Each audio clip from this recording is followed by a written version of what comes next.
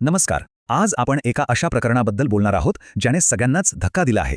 नाशिकमधील Tata consultancy services म्हणजेच TCS सारख्या मोठ्या कंपनीत लैंगिक छळ आणि सक्तीच्या धर्मांतराचे जे गंभीर आरोप झाले आहेत त्या प्रकरणाच्या आपण अगदी मुळापर्यंत जाणार आहोत.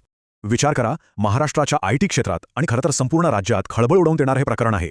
एवढ्या मोठ्या नामांकित कंपनीमध्ये कामाच्या ठिकाणी असं काही घडू शकतं का? या आरोपांमागे नेमकं सत्य काय आहे? चला या संपूर्ण घटनेचा आपण बारकाईने आढावा घेऊया. हे संपूर्ण प्रकरण आपण 6 भागांमध्ये सोप्या पद्धतीने समजून घेऊ. सगळ्यात आधी हे वादळ नेमकं सुरू कसं झालं, मग पीडितांचे नेमके आरोप काय आहेत, त्यानंतर पोलिसांची गुप्त कारवाई कशी झाली, आरोपी आणि कंपनीची यावर काय भूमिका आहे, यावर राजकीय प्रतिक्रिया काय आल्या आणि कायदा काय सांगतो, आणि शेवटी या प्रकरणात आता पुढे काय होणार आहे. चला तर मग सुरुवात करूया मूळ घटनेपासून. हे सगळं प्रकरण समोर आलं जेव्हा नाशिकमधल्या एका खूप मोठ्या IT कंपनीतल्या TCS मधल्या काही महिला कर्मचाऱ्यांनी पुढे येऊन तक्रार केली. आणि तक्रार कोणाविरुद्ध? तर त्यांच्याच वरिष्ठ सहकाऱ्यांविरुद्ध. आता विचार करा, हे प्रकरण किती गंभीर आहे, कारण 1-2 नाही तर तब्बल 9 स्वतंत्र FIR दाखल झाले आहेत. आणि यात फक्त महिलाच नाही आहेत, तर 8 महिलांसोबत एक पुरुष कर्मचारीही आहे. आणि त्यांच्या म्हणण्यानुसार हा धक्कादायक प्रकार 2022 सालापासून सुरू होता. ठीक आहे, आता आपण थेट प्रकरणाच्या गाभ्याकडे येऊया. हे जे आरोप आहेत ते नेमके काय आहेत, कारण ते ऐकून आपल्यालाही धक्का बसेल. हे आरोप साधेसुधे नाहीत. यात शारीरिक, मानसिक आणि धार्मिक सगळ्या प्रकारच्या छळाचा समावेश आहे. म्हणजे बघा, लैंगिक छळ, विनयभंग, लग्नाचं आमिष दाखवून बलात्कार, इतकंच नाही तर धार्मिक भावना दुखावण्यापासून ते सक्तीने धर्मांतर करण्याचा प्रयत्न केल्याचाही आरोप आहे. आणि कहर म्हणजे पीडितांना काळी जादू करण्याचा सल्लाही दिला गेला. एका FIR मध्ये तर एक अत्यंत धक्कादायक गोष्ट नमूद केली आहे. पीडितेच्या म्हणण्यानुसार तिला असं सांगण्यात आलं की शिवलिंग हे पुरुष जननेंद्रियाचं प्रतीक आहे आणि त्याची पूजा करणं हे चुकीचं, म्हणजे अश्लील आहे. म्हणजे किती जाणीवपूर्वक धार्मिक भावना दुखावण्याचा प्रयत्न झाला असेल याचा अंदाज येतो.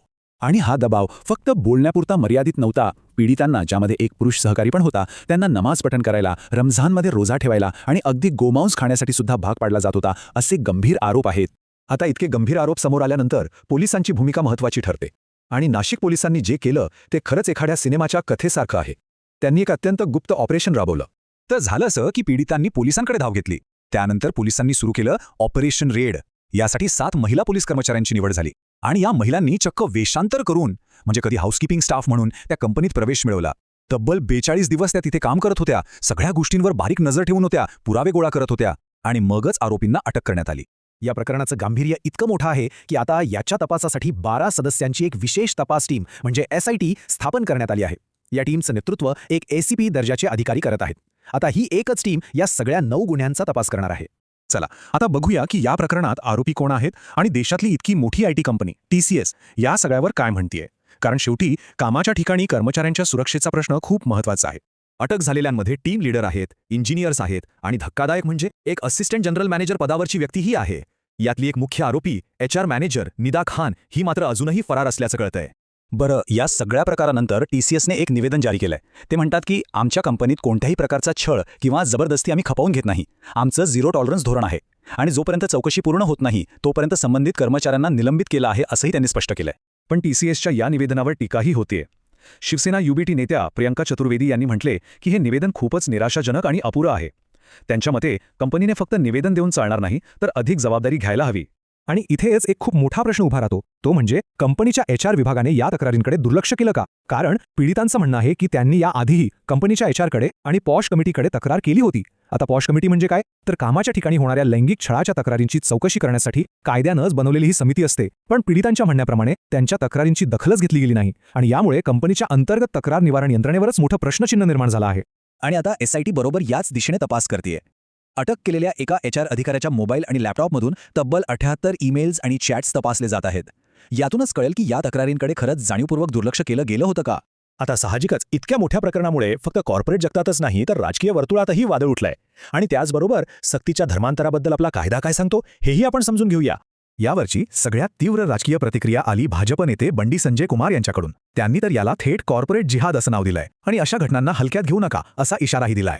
महाराष्ट्राचे मंत्री गिरीश महाजन यांनीही यावर स्पष्ट भूमिका मांडली. त्यांचं म्हणणं आहे की काही मुस्लिम कर्मचाऱ्यांनी मुलींना नोकरी आणि चांगल्या पगाराचं आमिष दाखवून आपल्या जाळ्यात ओढलं आणि मग त्यांना नमाज पठण, रोजा ठेवणं अशा गोष्टी करायला लावल्या.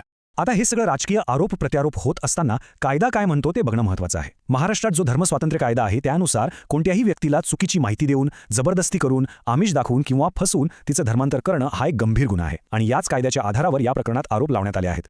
चला आता आपण या प्रकरणाच्या शेवटच्या टप्प्यात आलो आहोत. सध्या काय परिस्थिती आहे आणि या सगळ्यातून कोणते महत्त्वाचे प्रश्न उभे राहिले आहेत ते पाहूया. तर बघा, सद्यस्थिती अशी आहे की SITचा तपास खूप वेगाने सुरू आहे. प्रकरणाचं गांभीर्य बघता याची माहिती ATS, NIA आणि IB सारख्या केंद्रीय एजन्सींना सुद्धा देण्यात आली आहे. 7 आरोपी सध्या अटकेत आहेत, 1 जण फरार आहे. आणि कंपनीने म्हणजे TCSने आरोपींना निलंबित करून स्वतःची एक अंतर्गत चौकशी सुरू केली आहे. हे प्रकरण फक्त काही लोकांच्या गुन्हेगारीपुरतं मर्यादित नाहीये. हे प्रकरण आपल्या सगळ्यांसमोर एक खूप मोठा आणि मूलभूत प्रश्न उभा करतं. मोठ्या कॉर्पोरेट कंपन्यांमध्ये आपल्या कर्मचाऱ्यांच्या सुरक्षेची, मग ती शारीरिक असो वा मानसिक, याची अंतिम जबाबदारी नेमकी कोणाची असते? आणि तिथल्या तक्रार निवारण करणाऱ्या यंत्रणा खरंच निष्पक्षपातीपणे आणि प्रभावीपणे काम करतात का, यावर गांभीर्याने विचार करण्याची वेळ आली आहे.